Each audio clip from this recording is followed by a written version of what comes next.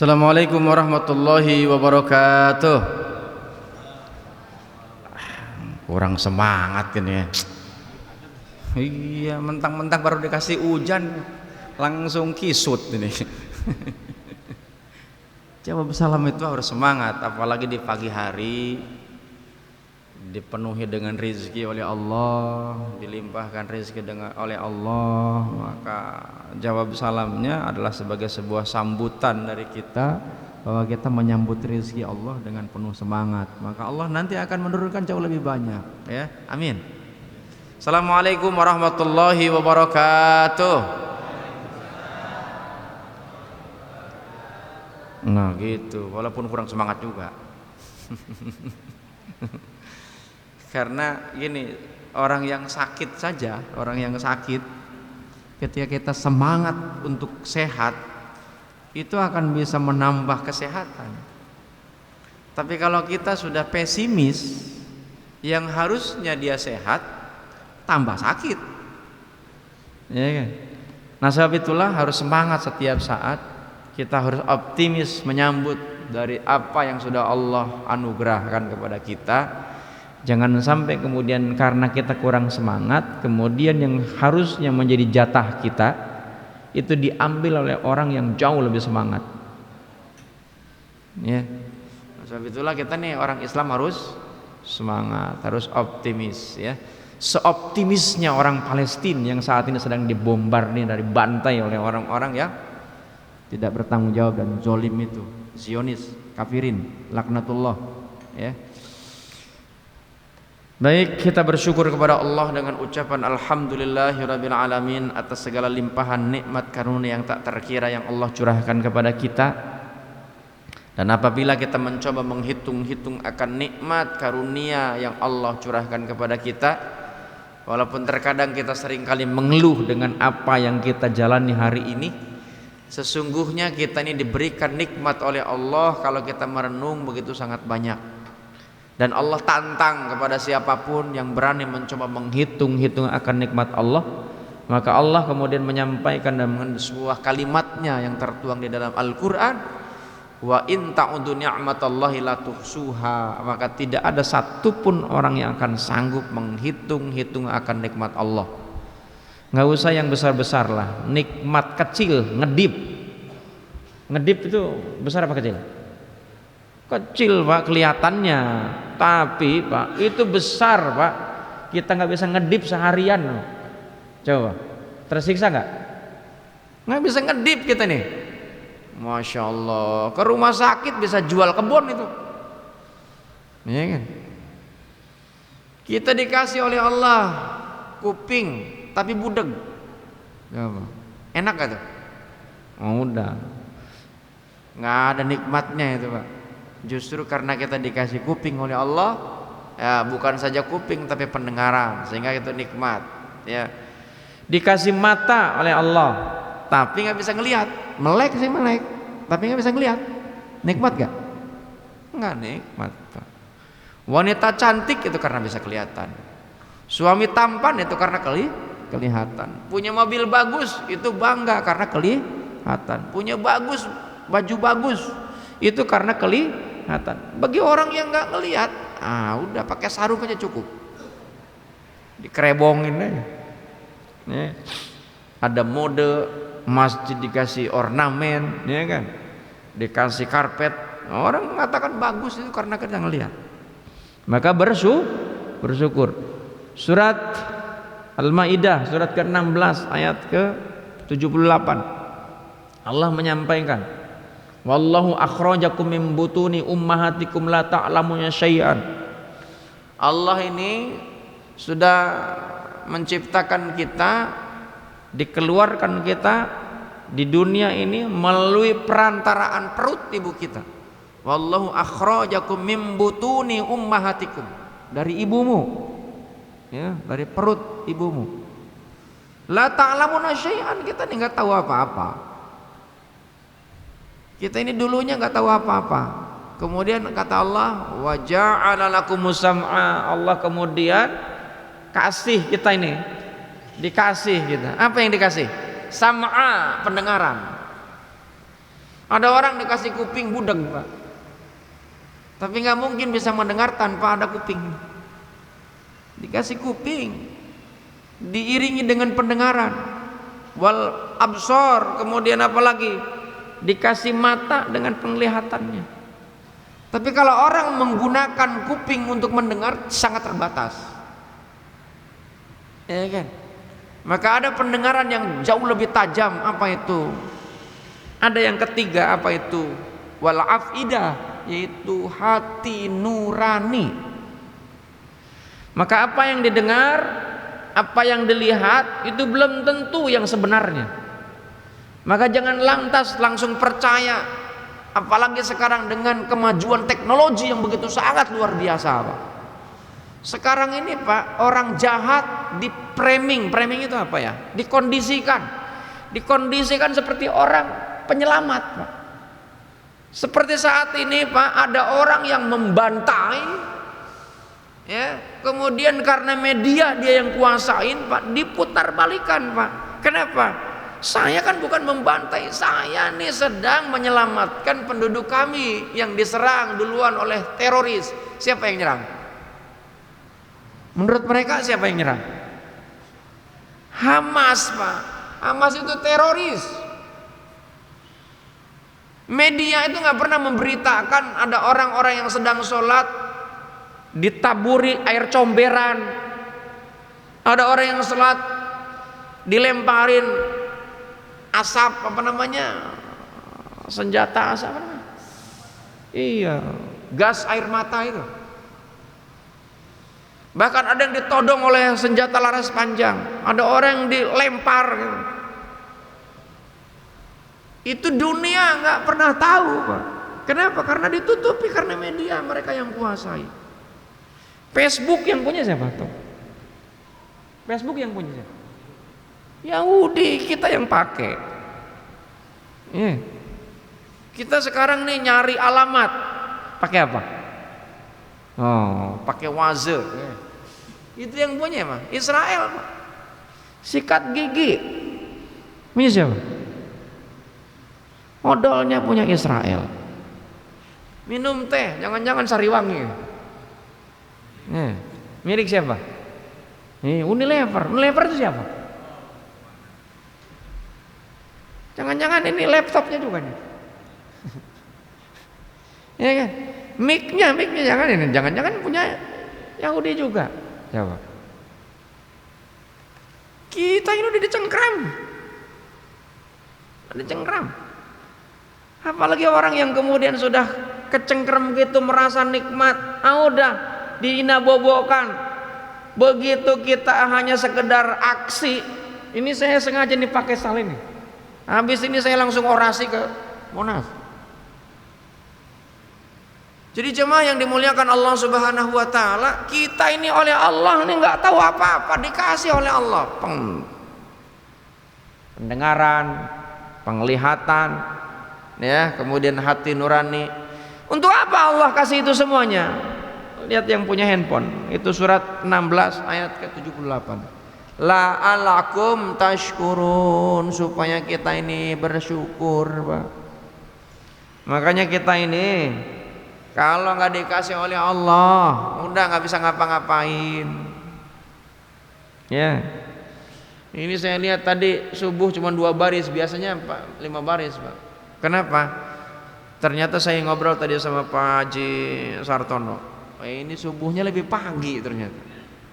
Ya kan, sekarang subuhnya lebih pagi. Coba kalau subuhnya jam 3, mungkin bisa hanya muazin nama imam doang.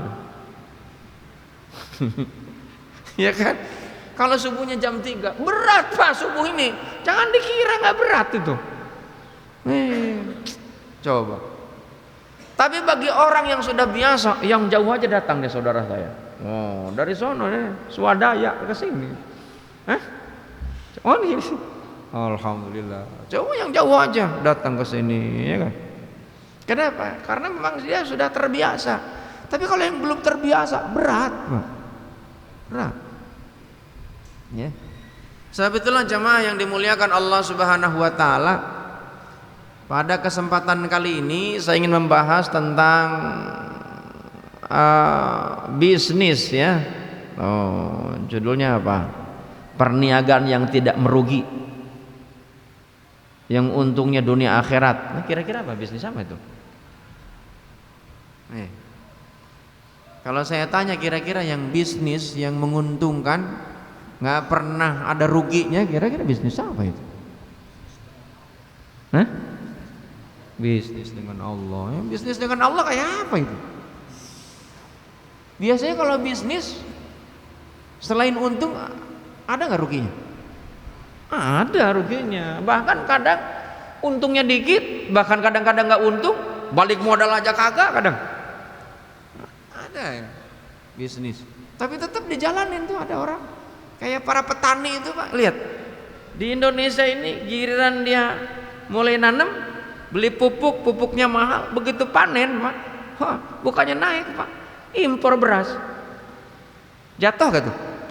Jatuh. Tapi mereka tetap jalanin nggak? Jalan karena mereka sudah biasa. Ya, itu terjadi Pak.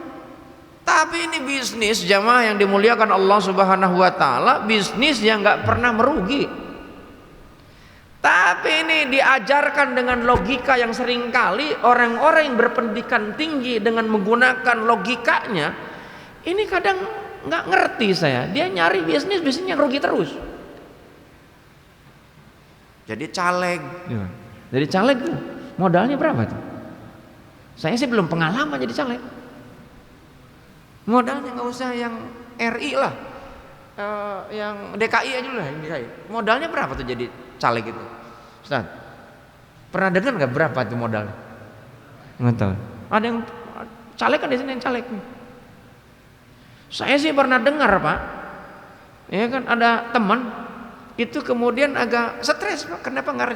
Karena nggak jadi. Rumah kejual, tanah kejual.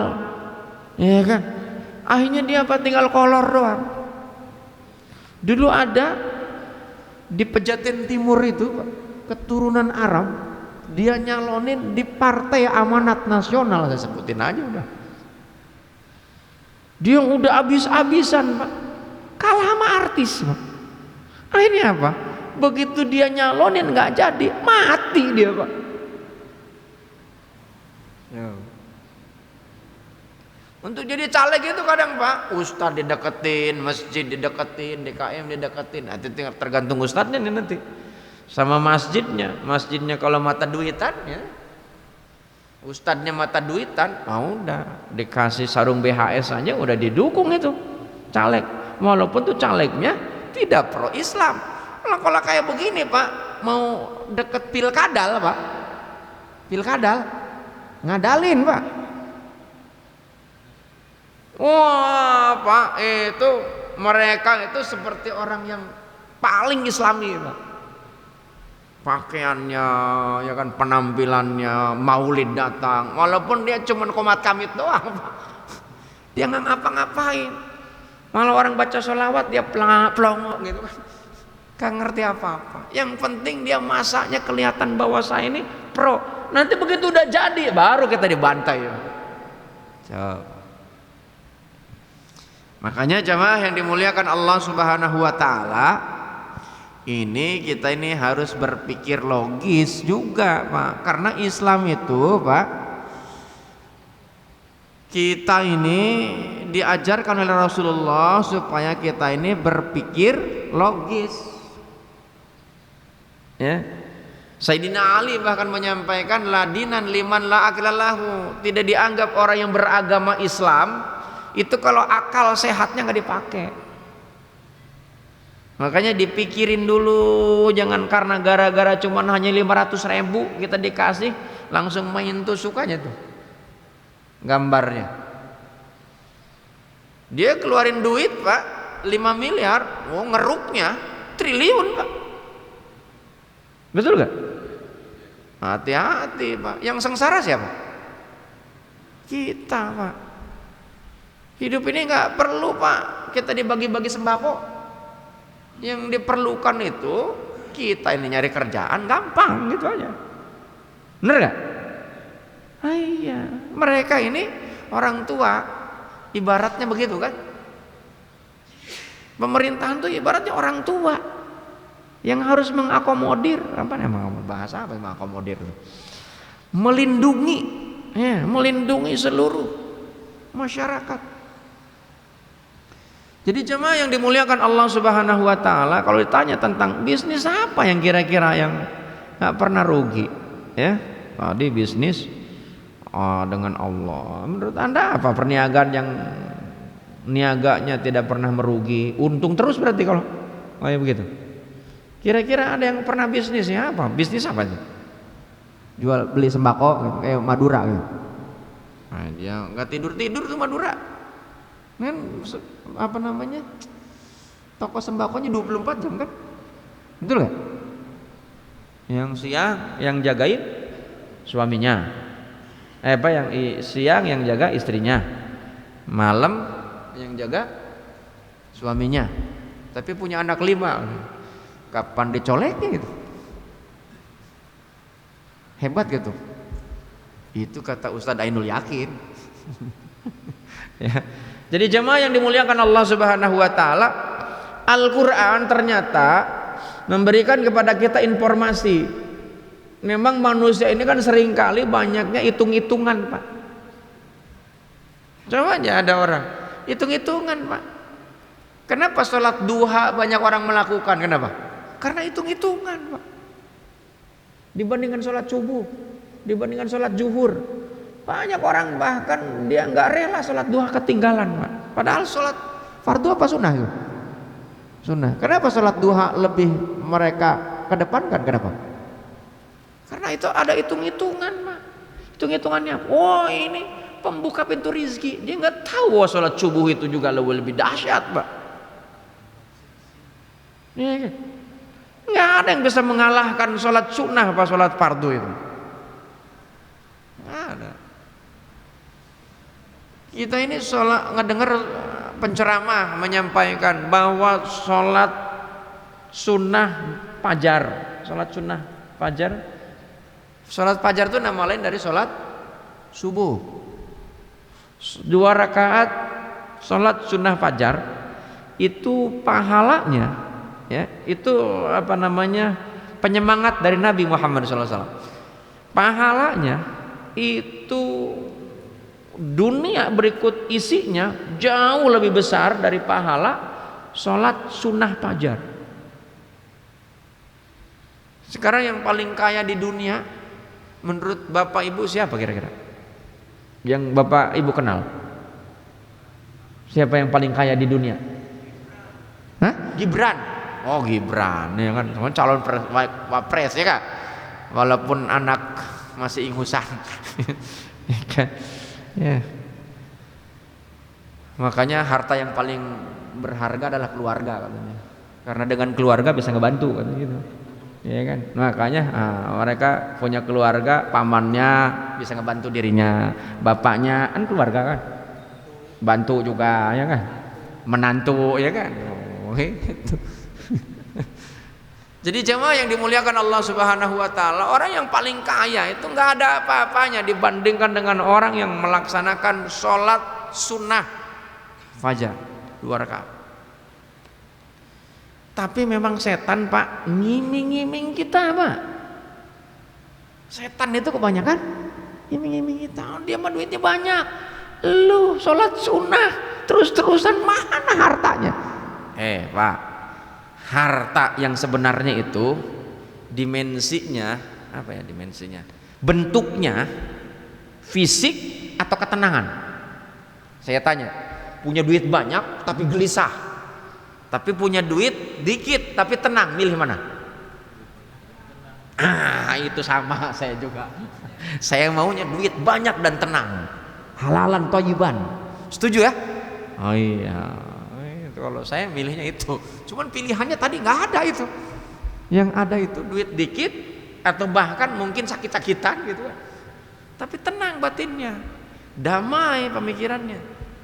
Dan orang yang duit banyak, jabatan tinggi, Pak, itu ketar-ketir, Pak. Makanya kemudian cawe-cawe. Kenapa cawe-cawe itu? Oh, itu bantu sono, minta bantuan sono, wah segala macam, sampai dikerahkan Pak para ahli tenung, sihir. Itu zaman Firaun begitu Pak.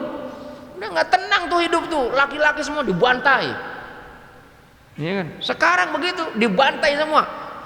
Pimpinan-pimpinan parpol yang udah pada aki-aki itu pun nunduk juga sama bocah Pak, cium tangan. Coba Pak. Kenapa? Itu namanya panik Pak. Panik. Tahu panik ya? Orang kalau panik Pak, misalnya kita ke bawah anyut nih, apa aja dipegang Pak, padahal itu nggak kuat itu. Namanya panik. Tapi bagi orang yang nggak panik Pak, oh santai aja, ya kan? Santai aja. Makanya nih Allah menyampaikan kepada kita ini nggak apa-apa berbisnis, tapi bisnisnya dengan Allah. Ya, Allah menyampaikan, ya ayyuhalladzina amanu hal adullukum ala tijaratin tunjikum min adzabin alim. Kata Allah, wahai orang-orang yang beriman, tapi yang dipanggilnya khusus ini, enggak semuanya. Ayo orang-orang yang beriman, maukah kamu aku tunjukkan suatu perniagaan yang menguntungkan, yaitu perniagaan yang dapat menyelamatkan kamu dari siksa yang pedih. Gelisah itu Pak, jangan dikira sepele Pak. Orang gara-gara stres Pak, itu bisa nggak enak makan, nggak enak tidur Pak. Lihat yang tampan, lihat yang cakep, udah nggak kelihatan kalau orang stres Pak. Yang ada, jangankan lihat yang lain, lihat diri aja udah nggak bisa. Orang stres itu, panik. Nanti orang-orang yang memang hidupnya jauh dari Allah Pak, oh panik dihadapkan dengan siksa kubur, panik dihadapkan dengan kesendirian, panik dihadapkan dengan kegelapan, panik dihadapkan dengan apalagi di akhirat nanti. Masya Allah.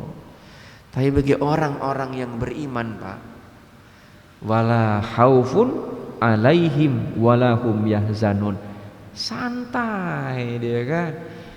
Orang-orang dulu Pak, anak 12, ya kan, kerja serabutan, santai aja. Sekarang bini kerja di bank, suami kerja di asuransi, anak cuman atu, stres gitu. Stres, orang semuanya serba jauh dengan Allah.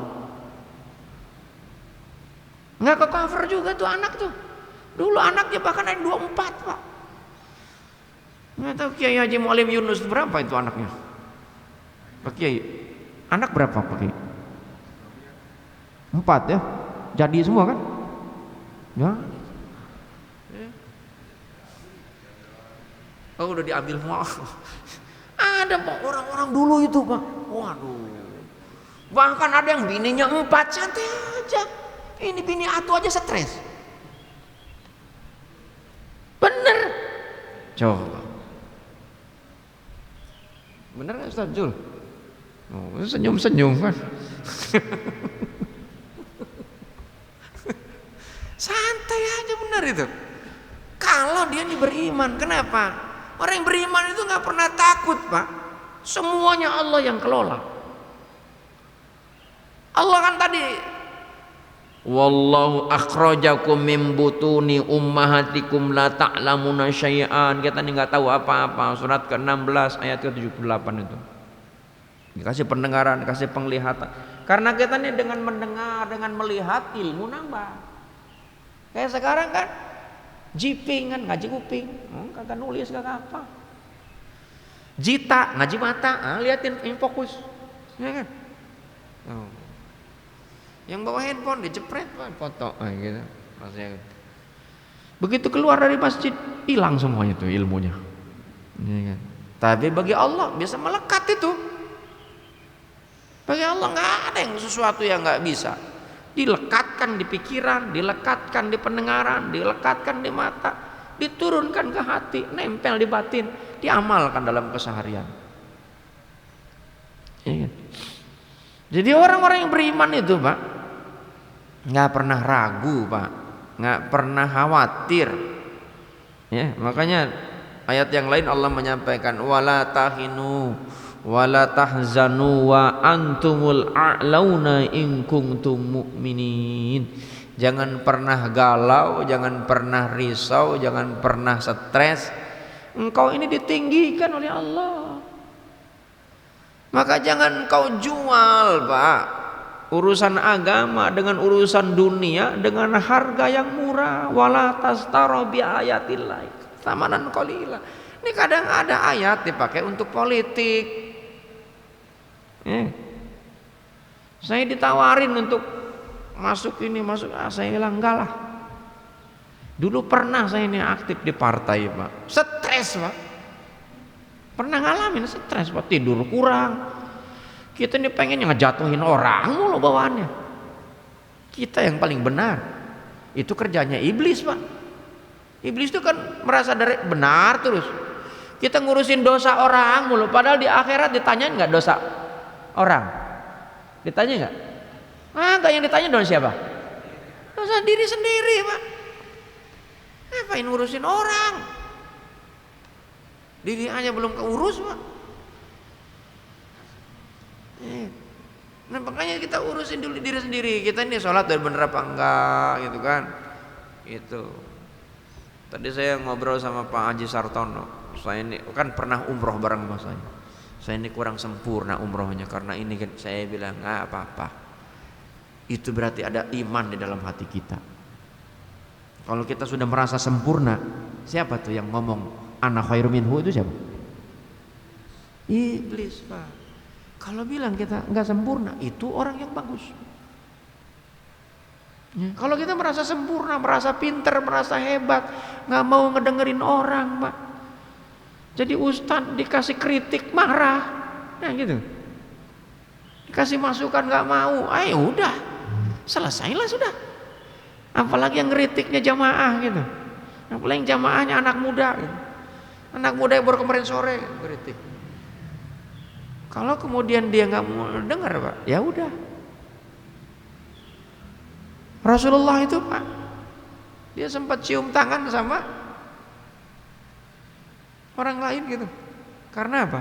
Karena memberikan penghargaan. Padahal Rasulullah itu adalah makhluk yang dimuliakan oleh Allah. Imam Syafi'i pernah cium tangan sama anak kecil karena ngasih tahu sesuatu. Jadi jemaah yang dimuliakan Allah Subhanahu wa taala, bagi orang-orang yang beriman, Pak, itu enggak ada kekhawatiran. Makanya oleh Allah dikhususkan, ya ayyuhalladzina amanu hal adullukum ala tijaratin tunjikum min adzabin alim. Maukah hai orang-orang yang beriman nih, aku tunjukkan sebuah usaha, sebuah perniagaan, sebuah bisnis yang bisnisnya itu untung terus, nggak pernah rugi, dan bahkan labanya, keuntungannya terhindar dari kesusahan. Dapat untung secara fisik belum tentu dia bisa tenang, apalagi dengan cara yang curang. Lihat para oligarki itu, Pak, supaya dapat untung banyak dia timbun beras, dia timbun minyak, dia timbun oli, dia timbun, ya kan, semuanya ditimbun. Tenang gak kira-kira hidupnya? Takut ketahuan, Pak, sama pemerintah. Ternyata kerjasama pemerintah, oknum pemerintahnya pun, Pak, ketar-ketir, Pak. Apa yang terjadi? Akhirnya apa? Yang mengaudit ditangkap, yang meriksa ditangkap, Pak. Itu kenyataan real sekarang tuh. BPK-nya ditangkap, KPK-nya ditangkap, Pak. Sama-samanya. MK-nya pun harus ditangkap juga. Kelar udah negaranya, Pak. Coba. Kenapa? Ini saya bukan memprovokasi, bukan. Kata Allah, wa ma lam yakum bima anzalallah faulaika humul kafirun. Siapa yang tidak menghukumi, hukum bukan dengan apa yang diturunkan oleh Allah, dijamin hatinya tertutup, Pak, pikirannya tertutup, Pak. Akhirnya apa? Dituduhlah hilafiyah, apa hilafah.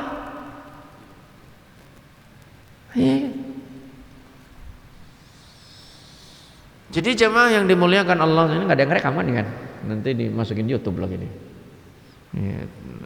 Jadi jamaah yang dimuliakan Allah Subhanahu wa taala, gimana caranya supaya ini kan berarti ini ada pertanyaan nih kan. Gimana caranya nih supaya bahwa bisnis dengan Allah itu betul-betul menguntungkan? Allah langsung kasih bocoran jawabannya apa? Apa itu? Ini ayat selanjutnya. Tu'minuna billah wa rasulih. Kau beriman kepada Allah, di atas itu sudah beriman juga ada tulisannya. Diulang lagi. Anda perdalam, Anda perkuat keimanan kepada Allah. Dan orang yang beriman itu, Pak, lihat kayak Bilal, walaupun dia seorang budak, ya, diminta untuk ngikutin majikannya karena bertentangan dengan akidah, dia rela, Pak, untuk disiksa. Itu Bilal terlalu jauh, Pak. Sekarang yang dekat aja lah. Orang-orang yang ada di Palestina, Pak. Palestina itu sekarang, Pak, itu hanya tinggal 15% yang ditempati oleh orang-orang Palestina. 78% itu udah dikuasai oleh Zionis. Ya, Zionis. Kita nyebutin Israel itu harus sangat hati-hati karena Israel itu nama lain dari Nabi Ishak. Bani Israel. Bani Israel kan yang diselamatkan oleh Nabi Musa alaihissalam. Ya. Jadi jamaah yang dimuliakan Allah Subhanahu wa taala, orang-orang Palestina ini, Pak, dibantai setiap saat, Pak. Ini itu. Dia masih tetap optimis aja hidupnya, Pak. Dan kenapa itu terjadi, Pak? Ini sebenarnya karena mereka itu banyak yang stres, Pak. Orang-orang yang dulu dibantai, Pak, itu ada peristiwa kepada orang-orang Yahudi yang bahasa yang keren itu namanya genosida namanya. Genosida itu pembantaian. Yang terkenal itu pada tahun 1933. Itu ada sebuah peristiwa pembantaian terhadap orang-orang Yahudi. Namanya Holocaust.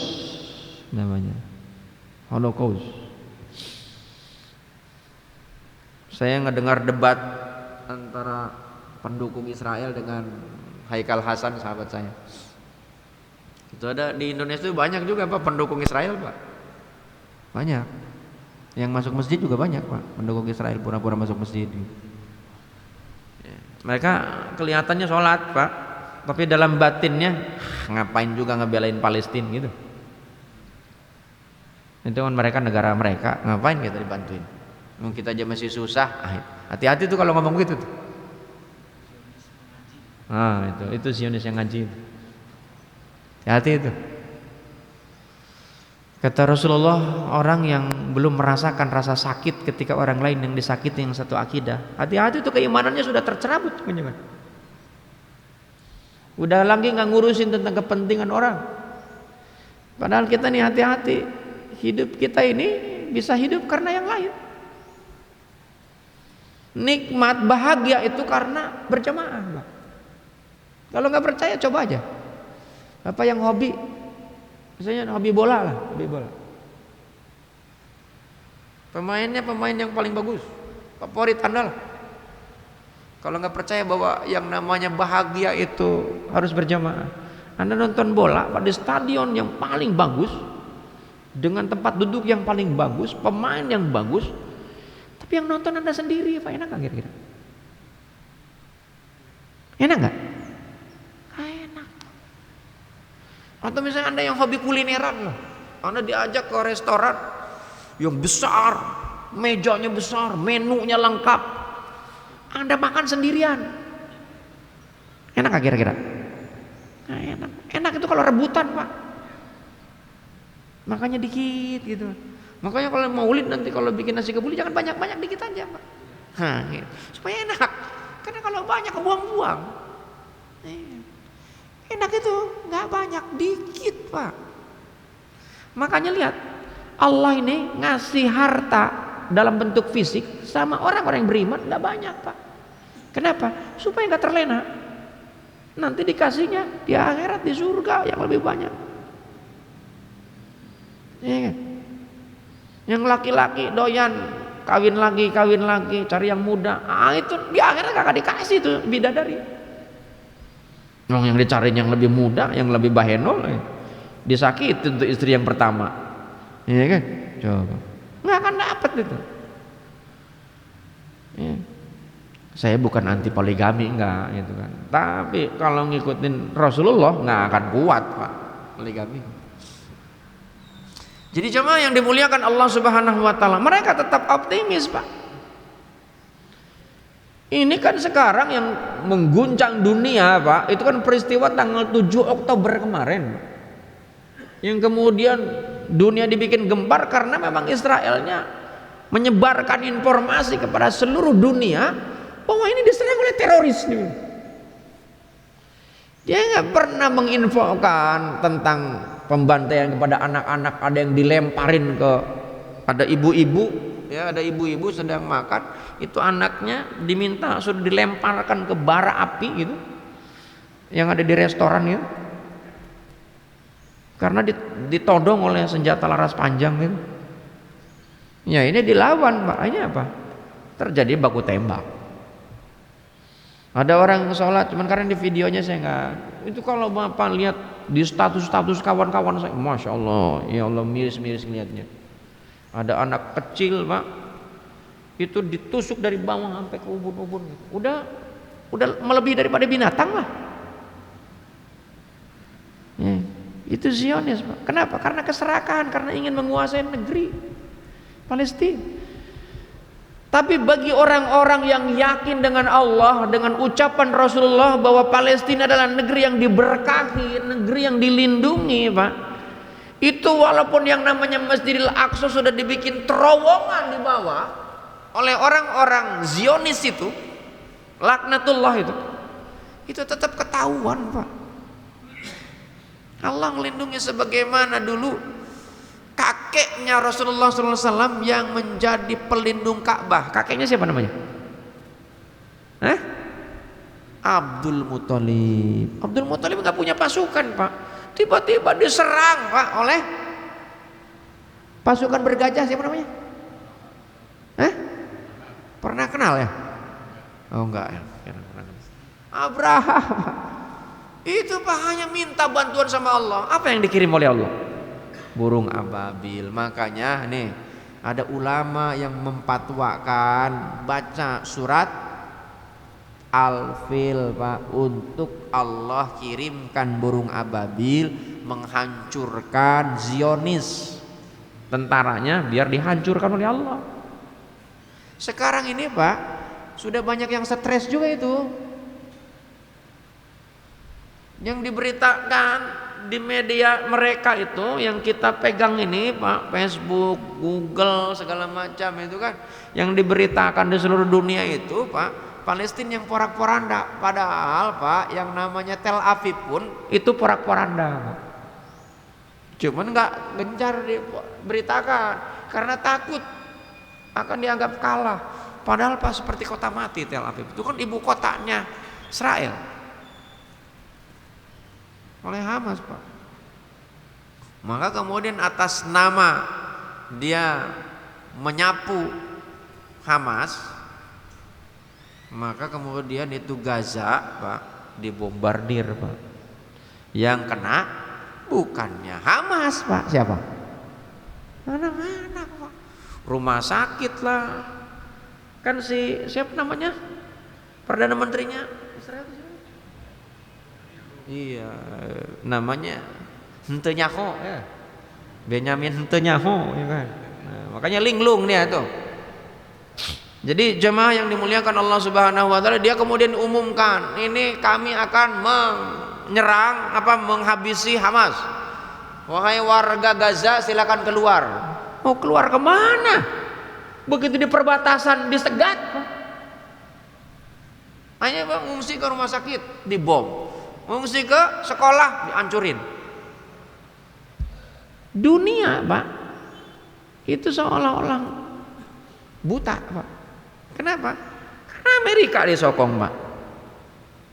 Sokong Amerika. Nah, sebab itulah jamaah yang dimuliakan Allah Subhanahu wa taala, kau ingin kita hidup tenang, Pak. Hidup tenang, senang, menang, Pak. Nah, itu. Kata Allah, tu'minuna billah wa rasulih, iman kita kepada Allah, iman kepada Rasulullah, maka kita akan semangat setiap saat, Pak. Maka saya hidup nggak pernah takut, Pak, dengan apapun. Mau corona, mau dari dulu juga saya ini orang miskin, Pak, biasa aja. Kemudian punya ini punya itu bukan karena saya, ya kan? Kita maunya ikhtiar.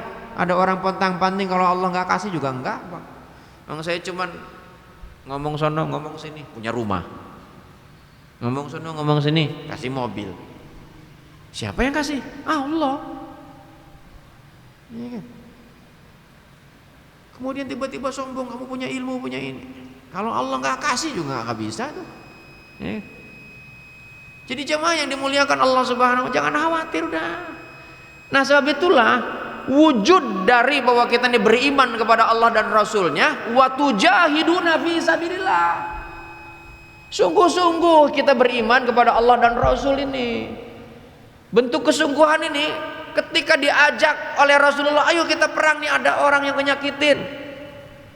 Nih, maka nggak ada yang nolak itu, siap. Kecuali orang-orang yang kurang yakin.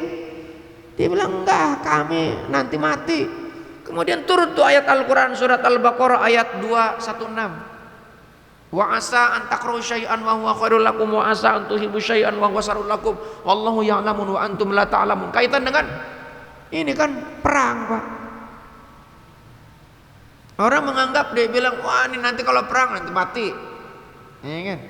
Sama seperti halnya saat ini. Kalau saya ikut-ikutan boikot produk Amerika, nanti saya ini diboikot. Seperti layaknya Malaysia, Pak. Itu mantap, Pak, Perdana Menterinya. Dia memang betul dari lisannya sebagai seorang Perdana Menteri kita boikot. Makanya di sana Starbucks ditutup, Pak. Kita sama anak-anak, Pak, McD masih makan. McD jangan dibeli. KFC itu, Pak, setiap rupiah yang Anda keluarkan, Pak, itu membantai mereka. Kalau kita punya iman, Pak, maka jihad kita salah satunya adalah itu saat ini. Anda stop tuh Pepsodent, Anda stop tuh yang namanya Molto, Anda stop itu yang namanya Lifebuoy, yang Unilever itu. Cari alternatif yang produk punya Indonesia. Siap? Ya kagak, ini kompak. Ya. Itu jihad, Pak. Jihad kita itu biar mereka rugi, Pak. Kalau rugi mereka nggak bisa beli senjata, Pak.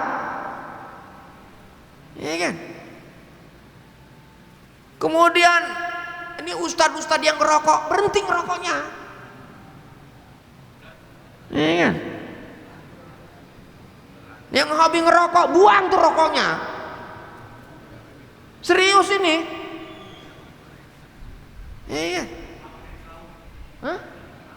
Ah, kau. Coba, Pak. Mati, rokoknya matiin gitu. Jadi jamaah yang dimuliakan Allah Subhanahu, itu jihad memang berat, Pak, serius, Pak. Kita sudah dicengkram, Pak. Semuanya sudah produk-produk Yahudi, Pak, yang ada di sini, Pak. Pemerintah kita pun bingung, Pak. Coba apa? Padahal banyak produk-produk kita, Pak. Iya kan? Jauh lebih sehat, Pak. Saya untungnya doyannya rebus singkong, rebus kimpul. Nah, saya untungnya doyannya itu kayak gitu, Pak. Ternyata jauh lebih sehat, Pak. Dibanding makan McD, KFC, nggak tahu masaknya kayak apa. Iya kan? Mahal, iya, Pak.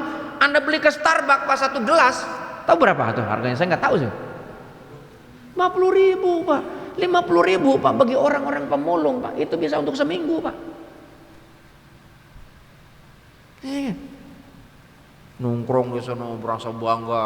Wah, segala macam. Padahal mereka membantai, Pak. Giring kotak amal, Pak. jalan tol Pak, begitu berhenti klotrak, dukunglah Pak, itu masjid Pak, ya kan, dukung masjid. Ini mah enggak Pak, ustadznya dikasih bayaran dikit, kagak datang ustadznya, ya kan. Ya Pak. Semuanya Pak kalau sudah karena Allah Pak, nikmat Pak dunia, baldatun thayyibatun warabun ghafur. Coba. Jadi ibu mendidik anak karena Allah, jadi istri karena Allah, jadi suami karena Allah, ya kan? Jadi ustadz karena Allah. Emang ada ustadz bukan karena Allah? Ada Pak, karena duit Pak, ada juga. Ya kan? Jadi guru karena Allah, jadi murid karena Allah. Maka kalau semuanya karena Allah itu akhlakul karimah Pak yang akan terjalin. Saya pernah mau ke sini Pak, itu dicegat anak-anak tawuran Pak di situ depan Antam. Subuh gitu, bawa pedang panjang. Ngeri juga itu. Rupanya saya ngobrol sama Pak Ali Haryanto, lurahnya, memang sering tawuran kan. Ya. Makanya apa? Waktu jahiduna, jihad kita nih, jihad Pak. Jihad kita nggak usah jauh-jauh ke Palestina dulu Pak. Anda cegat di sini aja udah. Ya kan? Setelah itu, mereka ini Pak perlu juga sokongan dari kita Pak. Kalau tentang dana mungkin ya nggak seberapa Pak. Sokongan moral Pak. Makanya nih habis dari sini saya ke sana Pak, ke Monas. Rame-rame, kayaknya bis sudah siap. Ini bis mau ke sana nih. Masya Allah. Udah disiapkan nih bisnya tuh. Ada berapa bis tuh? 2 bis. Mantap, ya kan? Itu. Walaupun kita ke sana nggak ngapa-ngapain, coba diem aja di sono Pak. Wallah, kita punya posisi Pak. Saya pernah baca sebuah kisah, Pak. Kisahnya gini. Dulu ketika zaman Nabi Ibrahim mau dibakar, siapa yang bakar Nabi Ibrahim itu rajanya? Namrud Pak. Ya, itu Mbak mau dibakar, ada burung pipit. Burung pipit itu kecil apa gede? Burung pipit itu kecil Pak, paruhnya. Dia kemudian pergi ke kolam, tempat sungai, dia bawa dengan paruhnya, ditaruh ke api, dilihatin sama cicak, ya kan? Cicak lagi niup-niup Pak. Lagi niup-niup gitu kan. Kemudian burung pipit, kalau bahasa saya begitu kan, kamu ngapain itu? Saya mau memadamkan api. Diketawain nih, mana bisa gitu kan. Sebenarnya dia tuh tolol juga Pak, mana bisa dia niup-niup itu jadi gede, ya kan? Sama-sama itu sebenarnya sama-sama kecil kan. Tapi burung pipit jawabannya, saya tahu dengan air yang saya bawa, dengan bolak-balik ini nggak akan mungkin memadamkan api yang begitu besar. Tapi paling tidak di hadapan Allah, saya bisa bersaksi di posisi mana saya pro Pak. Walaupun nggak memberikan pengaruh apa-apa, tapi jangan salah Pak. Walaupun kita nih datang ke Monas ke sana nih, kita cuma berdiri doang di sana. Paling tidak Pak, batin kita nih pro sama Palestina, saudara kita. Kalau yang nggak berangkat ke sana, belum tentu juga yang nggak berangkat ke sana juga nggak pro. Minimal bapak nggak pakai Pepsodent, nggak belanja tuh anak-anaknya ke McD, ya, nggak belanja itu beli Lifebuoy, ya, cuci piringnya apa lagi? Sunlight. Nah, jangan dibeli itu, ganti Pak, pakai abu gosok.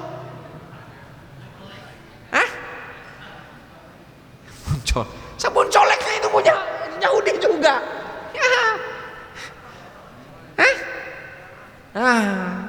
Itu sekarang itu sudah dijajah Pak, udah dijajah, ya kan? Mungkin ada yang dengar ceramah saya ini agak kagak suka, biarin aja. Saya, wah ini kok ceramah Bang Abbas, biarin aja. Kalau saya harus sampaikan, ini jihad saya Pak. Ya. Saya sampaikan di Kementerian SDM kemarin pun saya sampaikan begitu. Alhamdulillah itu terkumpul dana 14 juta. Saya ini spontanitas Pak. ngumpulin dana untuk peduli Palestina. Ya kan?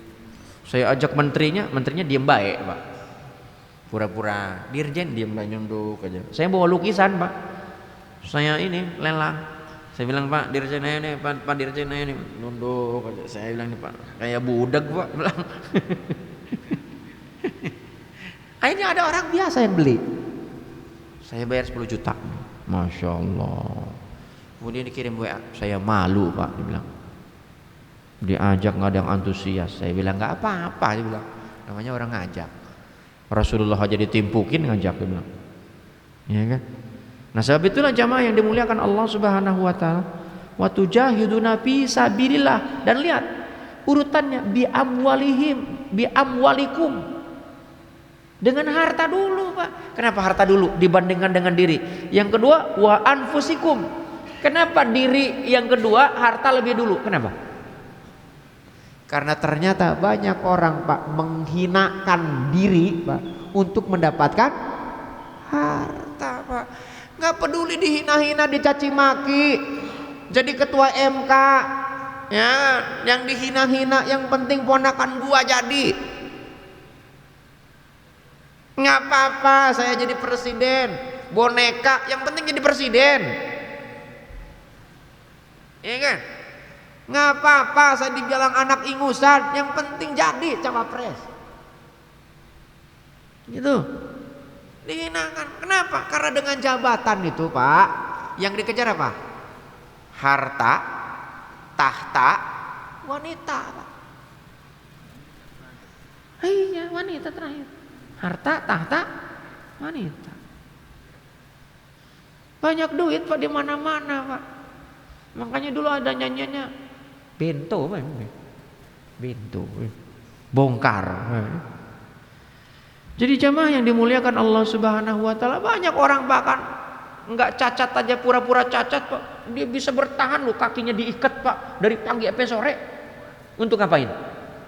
Jadi pengemis Pak. Menghinakan diri gak tuh? Ngemis kemana-mana. Ada juga Pak, ustadz ngemis juga. Ada Pak. Minta sono, minta sini, minta. Astagfirullahaladzim. Hina Pak. Ya gitu. Dan kata Allah Pak, ini ditutupnya, dzalikum khairul lakum in kuntum ta'lamun. Itu kata Allah lebih baik. Tapi kata Allah, jika kamu mengetahui. Nah ini makanya Allah udah ngasih tahu. Tapi ada juga orang ngedablek Pak, udah dikasih tahu tetap aja Pak. Kenapa? Pak, kenapa seperti itu? Jawabannya ternyata ini Pak. Pak, asyaitonu ya'idukumul fuqara wa ya'murukum bil fahsya. Setan itu selalu menakut-nakuti kita Pak, miskin Pak. Ya kan? Ada loh penceramah Pak, mohon maaf, ada penceramah sebelum ceramah dia minta DP dulu Pak. Minta DP dulu, uang muka, karena saking padatnya dia DP-nya kagak balik, datang juga kagak. Ya saja. Oh gitu, mana nggak gitu? Dia DP dulu mau. Saya bilang astagfirullahaladzim. Saya bilang orang ngedengerin pengajian aja udah alhamdulillah Pak. Ya kan, orang dengerin pengajian aja udah alhamdulillah. Ini Pak, ya, pengajian kok jadi bisnis Pak. Kalau tadi bisnisnya bisnis dengan Allah Pak, itu nggak ada masalah Pak. Ini bisnisnya bisnis dengan manusia yang nyari untung rugi gitu. Nah kan saya dulu nyari ilmu, emang lu nyari ilmu seberapa hebat? Kalau Allah nggak kasih tuh ilmu, mau sepinter kayak apapun Pak, dibikin budeng hilang semua tuh ilmu Pak. Dibikin lupa hilang semua tuh ilmu. Ya, maka seringkali saya pernah ceramah di depan ustadz-ustadz. Saya bilang Anda jangan merasa bangga kalau ada orang cium tangan. Itu cium tangan itu bukan mencium tangan fisikmu, yang dicium itu kenapa? Ilmumu. Ilmu milik siapa? Milik Allah. Ya kan? Ilmu itu milik Allah. Anda dihormati karena ilmu. Saya gituin, Pak. Besoknya kita dimusuhin sama ustadz-ustadz, Pak. Ya kan, nyampein begitu. Ya nggak apa-apa, karena saya menyampaikan yang hak. Tapi bukan berarti saya lebih benar, enggak. Saya bilang nggak apa-apa. Saling mengingatkan, wa tawasau bil haq, wa tawasau bis sabr. Ya kan, gitu, saling mengingatkan. Makanya kita nih umat Islam bersatu, Pak. Kalau ada yang ngasih tahu jangan ngambek, ya kan. Tapi juga yang ngasih taunya juga harus tahu tempat, Pak. Jangan menyalahkan ngasih tahu itu, ya kan, ngasih tahu. Perkara nanti orang dikasih tahu nggak mau, itu bukan urusannya. Ya, jangan juga saling menyalahkan. Selama kitabnya sama Al-Quran, selama nabinya sama Nabi Muhammad, Tuhannya sama Allah, ya kan, kiblatnya sama, sholatnya sama, ya 5 waktu, sholat subuhnya 2 rakaat, ya kan, zuhur 4 rakaat, asar 4 rakaat, maghrib 3 rakaat, isya 4 rakaat. Saudara kita itu perkara kemudian itu ada orang yang begitu tahiyat digerak-gerak, ada yang nunjukkan itu tentang khilafiyah, itu kan namanya hasil pemikiran. Kita ini kan hidup 1500 tahun yang lalu dengan Rasulullah. Kemudian ulama ada yang ngasih tahu ini yang benar, ini yang benar. Jangan mengklaim masing-masing, ya kan. Kemudian ini mengklaim, oh ini paling benar, kamu salah. Nanti kita buktikan di akhirat, ya kan? Oh dalilnya begini, dalilnya gini. Jangan juga kemudian kita kalau ngaji eksklusif, ngaji di kelompoknya aja, di kelompok yang lain nggak mau ngaji, ya kan? Supaya terbuka tuh pikirannya. Jangan hanya satu guru aja tuh ngaji, di apa namanya, dikultuskan, ya kan? Nanti kalau satu guru dikultuskan, Pak, gurunya merasa diri paling benar, Pak. Iblis itu ilmunya tinggi, Pak. Ya, akhirnya apa? Kelihatan beragama, akhirnya apa? Enggak, gitu kan. Cukup ya, nantinya ntar kemana-mana. Saya mau ke Monas soalnya. Ada yang mau nanya nggak? Nggak usah ya.